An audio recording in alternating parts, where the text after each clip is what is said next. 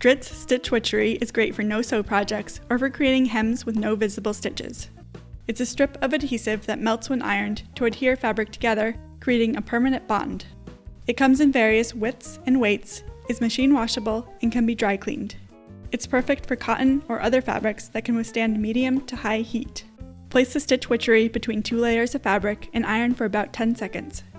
It helps to use the steam setting on your iron to create the best bond. You can also place a damp cloth over the fabric when ironing. Pick up and place down the iron on the next section instead of sliding it.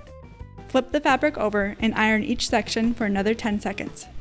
Once it cools, check the adhesion and iron longer if necessary. In some cases, you may want to adhere the Stitch Witchery to one fabric surface before the other.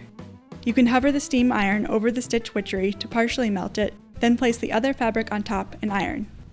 This allows for more precise placement and prevents the tape from slipping out of place.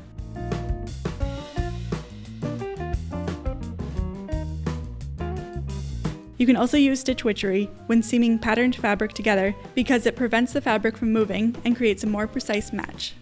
Testing the Stitch Witchery on your fabric before using it is recommended.